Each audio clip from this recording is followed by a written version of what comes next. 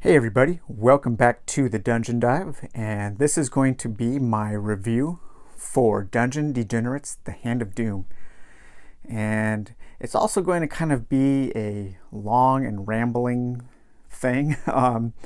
So some of you may like that, some of you may not. As you can see, I have a lot set up for this review, and I'm going to be kind of talking about kind of like the pulp art tradition and how I think Dungeon Degenerates, The Hand of Doom continues on with the pulp art and outside art traditions, why that is important to me, and why I think that makes Dungeon Degenerates such an important game.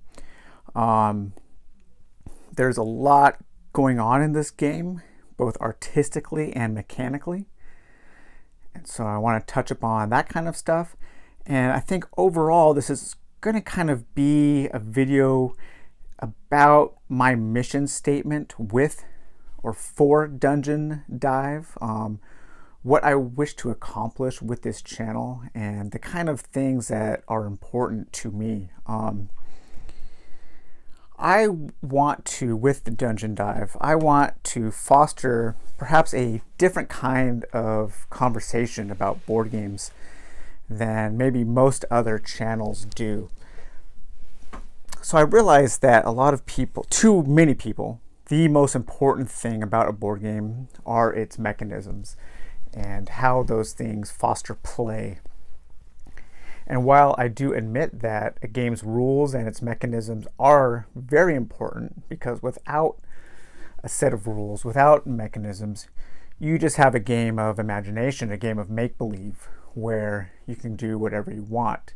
And so it is important to have rules and things that focus our attention on a goal in a game.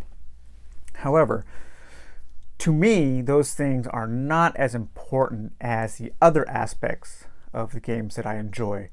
Things like world building, things like piquing my imagination, things like the overall theme and atmosphere and the feeling that a game gives me when I'm playing it. Does it make me feel like, I'm kind of like, as a gamer, really always chasing those earliest memories of playing Dungeons and Dragons, or those earliest memories of playing Talisman and Space Hulk, where, when I was younger, I'm in my 40s now, but when I was a young kid, the power of the imagination was so important to me. And I mean, I really did live in this like make-believe world, with toys and games and all kinds of things. And it was easier to, when you didn't have so many things to care about as an adult that you do. So I'm always trying to kind of recapture those feelings through my hobbies as an adult. And it's very rarely is it the game's rules or the mechanisms that do that. It is usually the art, the theme, the emergent stories that a game tells. And so in those ways, Dungeon Degenerates is absolutely, it's fantastic. It accomplishes the things that I look for in so many of the things that I enjoy better than most things that I do enjoy.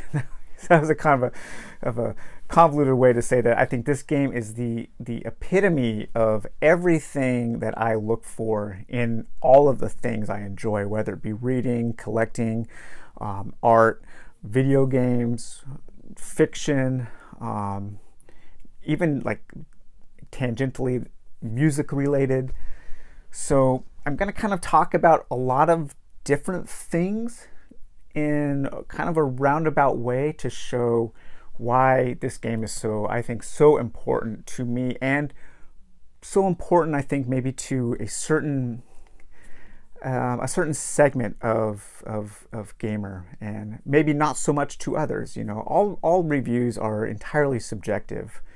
People who claim that they want objective reviews, I don't think they really know what they want, because an objective review would be, this is a board game. It comes with cards and other things made out of cardboard. The rule book has 38 pages. It was produced via Kickstarter. It's just a list of facts. That is an objective review. A subjective review is everything else. It's giving hopefully my somewhat educated or at least well-informed opinion about why I like the things I do. So let's just start off with some facts here. Dungeon Degenerates, The Hand of Doom, is published and created by Goblinko, a company out of Portland, Oregon. And it is made by Sean Auberg. I think I'm pronouncing his name right. He did all of the art direction and illustration, and the game design was created by Eric Rady and produced by Katie Aubergs, which I think that is Sean's wife or partner. The most interesting thing about this game coming from Goblinko and these creators is this is the first board game they've ever made. At least as far as like BGG is concerned, or any credits I can find, this is their first attempt at a game. To knock it out of the park the way they did at their first attempt is kind of mind-blowing. I'm not sure how they did that, because this game to me feels like a game coming out of a seasoned publisher, from a seasoned creator, a seasoned art director. Now I know that Sean and the folks at Goblinko, they have this aesthetic down. This is what they are known for. But the fact that they were able to pull everything together into a game of this caliber is just, it's an astonishing feat. So even if they never make another game again, this is like just a testament to their creative power. And so I know that the art is somewhat polarizing. People either hate it or they love it. And I understand that. Certain artistic styles do push me away as well. Most recently, there's a game called, oh man, my mind just blanked. Too Many Bones. Dice game, kind of an RPG-ish game. Okay, I hate the way that game looks. I think it's incredibly ugly, and it does nothing for me. And so I do not want to play the game. I am the kind of person who I do judge books by their cover. I think it is very important to judge something by its cover, because the cover is the first thing you see. If the cover does not grab me, I am way less apt to pick that thing up. And throughout my history of probably like 30 plus years of being into science fiction and fantasy books, I have discovered so many of my favorite things by the cover, by just picking up like, wow, that looks awesome. I'm going to read this book because it looks so awesome. And that kind of relates to this in a way because of the artistic tradition that Dungeon Degenerates is a part of. It is an extension of the pulp and outsider art traditions that have been kind of an important element of genre fiction, of music, and of kind of alternative lifestyles, largely in America and in other parts of the Western world. And so let's take a look at some covers of books. So I, in addition to board games and RPGs, I also am an avid collector and reader of vintage science fiction and fantasy. And one of the main reasons why I collect old vintage books is because of their art. Now, artistically speaking, a lot of these books are not as accomplished as maybe modern art on book covers. The figures aren't as realistic. They're maybe not as they don't have the mainstream appeal as a lot of new art, but what they do have is an abundance of character, and they're bold and they are audacious. And perhaps no better example is this cover of Philip K. Dick's The Three Stigmata of Palmer Eldritch. And already, as you can see, the colors are so bold and vibrant, and it's already showing you like the tangential relationship between old pulp art and Dungeon Degenerates, and how those things, if you're into them in one medium, you might be into them in another. One of my other favorite authors is Theodore Sturgeon, and these are 3 different covers for his incredible book, More Than Human. And these 2 are interesting because it's a similar take on a theme, the hand, but done in completely different styles that more reflects the years that the books were published. So this one is definitely more 70s psychedelic, and this one is more 40s, 50s. But again, bold, unique colors. I mean, you can take a look at that, and you can just see the colors and how Dungeon Degenerates uses those same kind of, that same unique style. So I have quite a few different versions of More Than Human, and every time I see one, I try to pick one up. So thematically, Dungeon Degenerates is definitely part of the sword and sorcery genre, which is different than most modern fantasy. The sword and sorcery genre maybe has more in common with weird fiction, and it does tend to be shorter stories and shorter novellas. But a lot of these covers also very much in tune with the Dungeon Degenerates aesthetic. Even again, the colors going here. And then I can take a look at this Jack Vance Planet of Adventure, the City of Chash. So lots of vibrant and kind of fluorescent colors. And Fritz Leiber is, he and Robert Howard and Jack Vance, kind of the godfathers of the sword and sorcery genre, maybe along with somebody like Lord Dunsany. And then in addition to those, the art also of Dungeon Degenerates also reminds me a lot of these old H.P. Lovecraft and August Derleth collections. They're kind of like the line work, the bold line work. And you wouldn't say that this is an incredibly drawn picture, but it has a depth of character and a boldness to it. And then let's also take a look. So I got a few more of those Jack Vance novels here. I like this one, Servants of the Wank, or Wonk. So this is a little more traditional, but it still is quite bold. And then, of course, some Lin Carter here. This is a really nice series. So while it's not exactly like Dungeon Degenerates, there is a through line that connects the pulp artists of the old paperback days to the more outsider punk rock art of people like Odor Sarungus from Gwar. So I'm not going to pretend to be like a huge fan of Gwar. Somebody pointed this out. I didn't even really know that he had continued like this artistic tradition outside of Gwar. Of course, I still vividly remember the first time seeing Live in Antarctica when I was a teenager, and that thing kind of blew my mind a bit with its grotesqueness and the gore. I was really into gore cinema back in the 90s and early 2000s.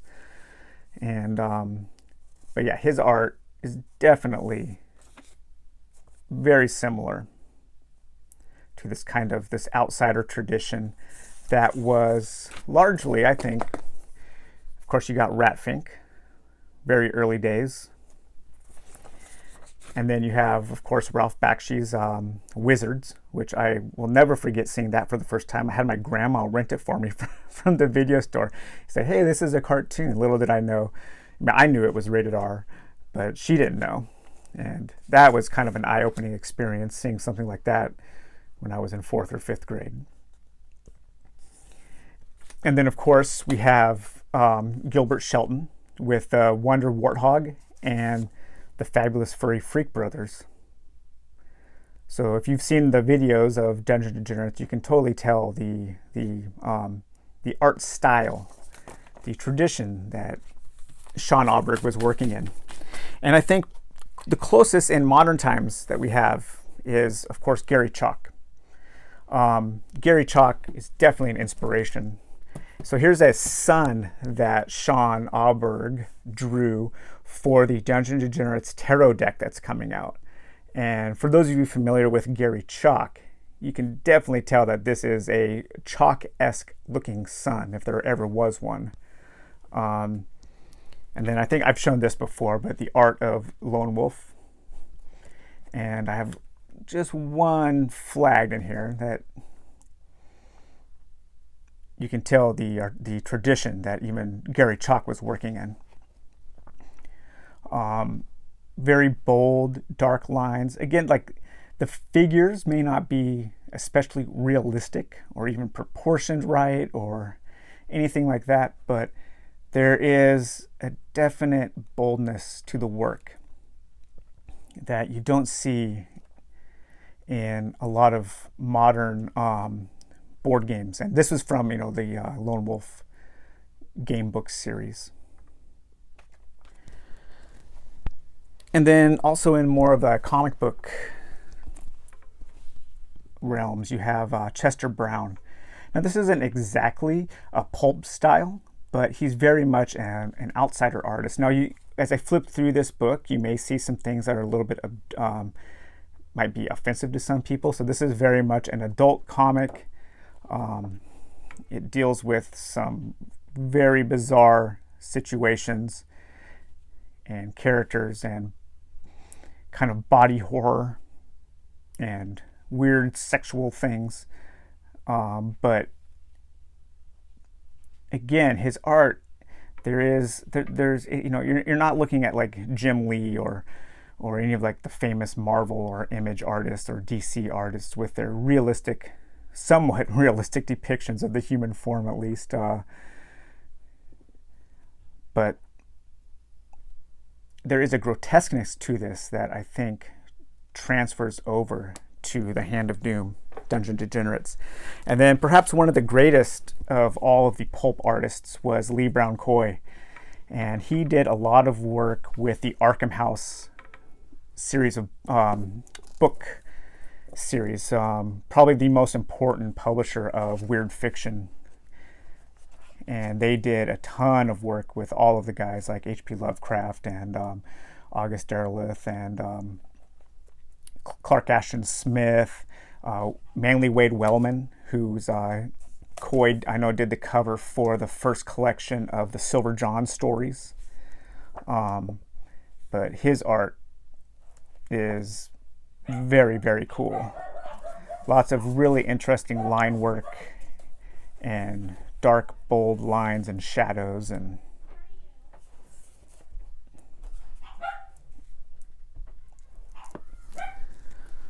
so yeah, that's kind of like I got a few more here. Clifford D. Simak's City, The Werewolf Principle, and then this amazing cover, Six Gun Planet. So looking at all these things that I love artistically, you can see why Dungeon Degenerates speaks to me in such an interesting way. And then we also have, of course, the Dungeon Crawl Classics, this massive role-playing book that has my favorite art of any RPG. And again, it's because it is working in this tradition of this pulp style. I mean, there's an amateur quality that I think is deceptively simple in this pulp style. There's to draw in this way is very difficult to get the style right. To have this kind of like childlike view of the human form and perspective, but to also capture just this incredible sense of imagination. And I think Sean Auberg did that just so remarkably well in Dungeon Degenerates. And you can just take a look here at all the covers for the different world books.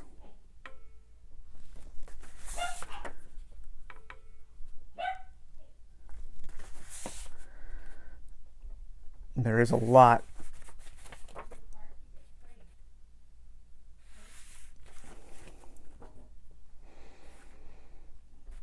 And I've just got a few more here.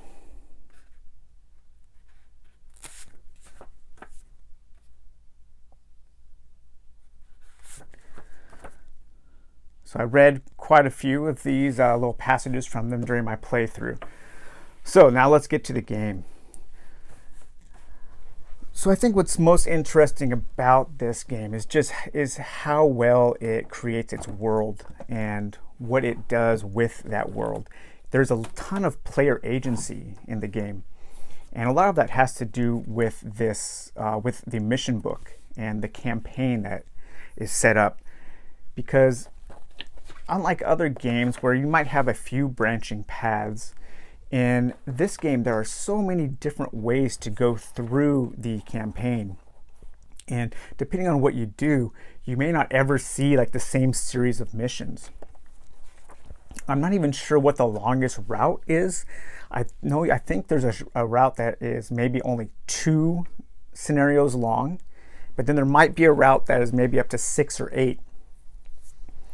And what this game does better than any other that I can think of is it perfectly balances the feeling of an epic adventure with random encounters and going out and exploring and getting loot and leveling up with a kind of threat management mechanism and similar into something like Arkham Horror or Pandemic. Because during the campaign, as the danger level, which I've shown in the playthrough videos, as the danger level of certain areas raises, then the Hand of Doom, the Doom track starts to fill up. And so you have to manage that. You have to keep the danger level of areas down so that the Hand of Doom does not come out and wreak havoc. And as soon as the Doom track fills up, well, that's game over. And so that's how I ended up. I've played 3 campaigns of this, and I have not won a campaign yet. And it is mainly because of that Doom track. And so it is very difficult to progress through the story. So you have to balance how you're going to, 1, raise your character levels and get loot to continue to progress towards the more powerful enemies, with also making sure that the Hand of Doom and the Doom track is under control. And that can be very difficult. I think I've only ever played with 2 adventurers, and I think the game probably plays better with a full party of 4 adventurers. And I think the sweet spot really in playing this game is probably with 2 players, each controlling a party of 2 characters, so you can go out and accomplish different things. If people end up getting this game, I do recommend getting absolutely everything for it. So you have the base game, you have all of the world books, and 2 of the world books. The Tomb Lake and the Wetlands has 4 new missions, and so does the Badlands and Beyond. And they're kind of like self-contained 4 mission mini campaigns that you can go on. And so I recommend getting all of the books and the 2 packs of additional adventurers that come with the game. So as a negative, that is going to elevate this game to a more expensive status. Probably everything together is probably $150 or so, maybe a little bit more. However, I do think that you really get just an absolutely massive amount of stuff when you buy everything, and you're going to get just dozens and dozens of hours of gaming out of this. As you can see, like hardly everything, I have stuff sleeved, have all the characters, and hardly everything fits. This box is absolutely overflowing. So here's all the characters, and I have all of those laminated, but there's an absolute ton of them. And so one of the things I want to do with this game, and I think would be really interesting to do, is actually run this as an RPG, as a DM with players, because the system is so tight, and the way that it works you already have all your characters, you have your stats that you can do all of your stat checks, you've got tons of loot to offer to the heroes, you have an absolutely incredibly fleshed out world, a campaign world to work with.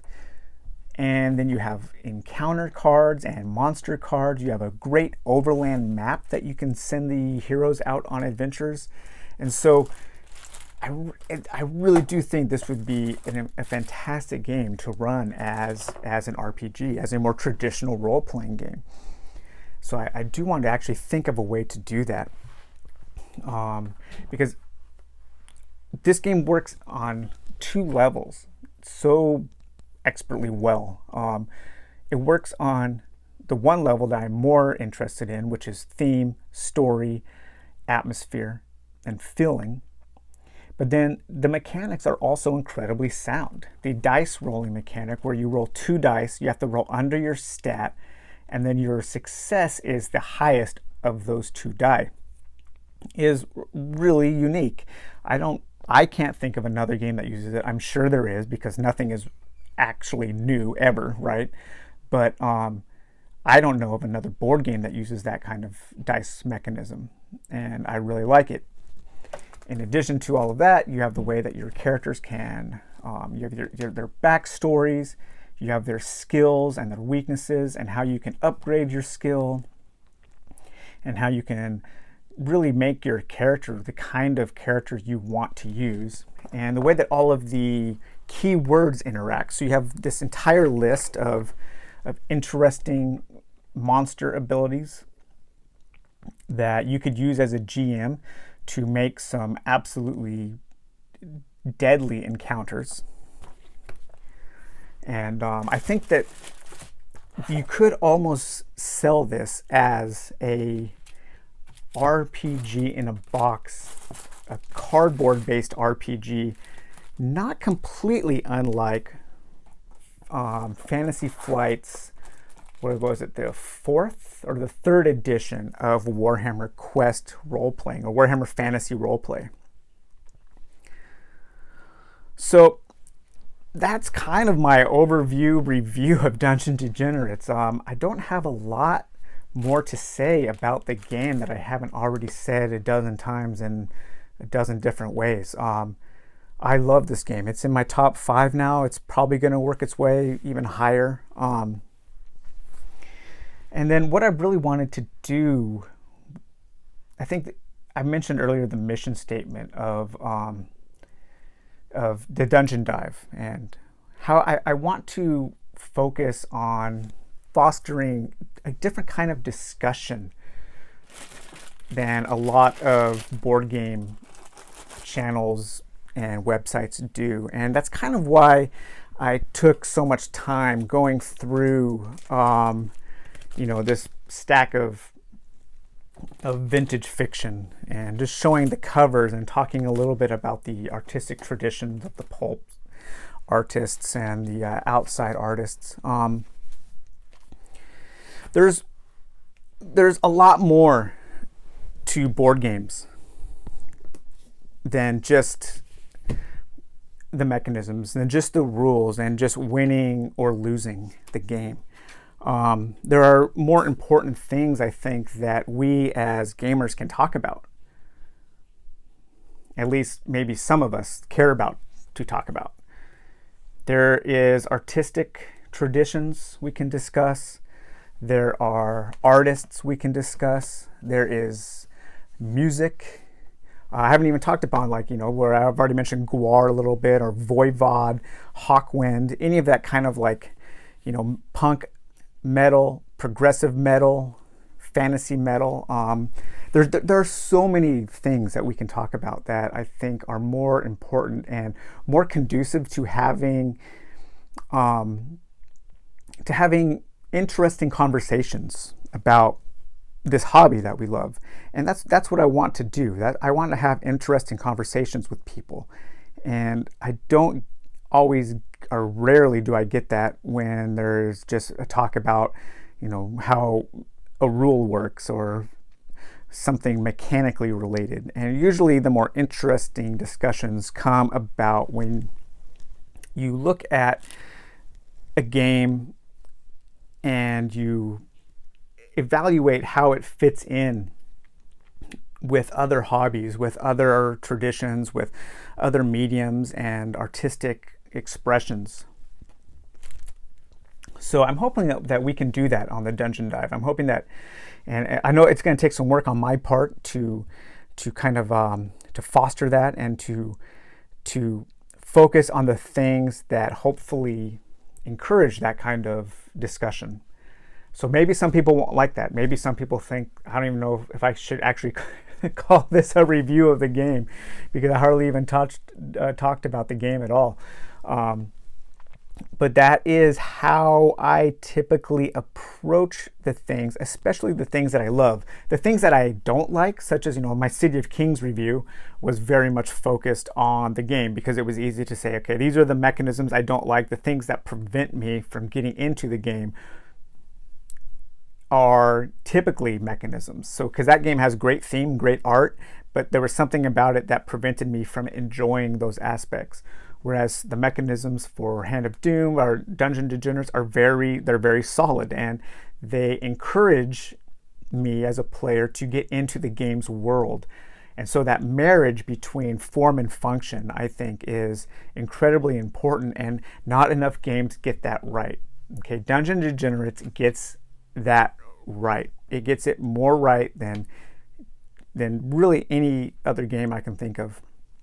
Maybe the only other game that gets it as right is probably a Games Workshop game, maybe something like Space Hulk, where it's just really sound mechanisms with a very interesting world. But yeah, so sorry this was so rambling. I didn't really know how to approach this review, rather than this just coming out and saying I love this game. Buy it. I did buy it. I bought everything here. Nothing was given to me by any publishers or anything. So this is all my completely my own unbiased opinion. Well, unbiased as far as a human being can be unbiased about the things that we love. But yeah, so Dungeon Degenerates, The Hands of Doom. I think it is a very important game, at least to me. And the reason I think it's so important is because of how it is working in this decades long artistic tradition, and how it carries that tradition into a medium that I don't often see that tradition in. I really hope that these guys continue to make this world even more incredibly interesting. I know they have some more expansions coming out that are planned, more cards. I really hope they come out with a different box, because I cannot fit a single additional card in this box. I mean, it's as full as can be. So, all right, well, I hope you guys enjoyed this long and rambling video. I know this was not a traditional review, but hopefully this sparked some conversation about different elements of the board game hobby. And all right, you guys, well, have a good one. Coming up next, we're going to return back to some Warhammer Quest stuff, get that series wrapped up, and then after that, I am not sure what we're going to do. So we'll see what's in the cards. Have a good one. Bye-bye.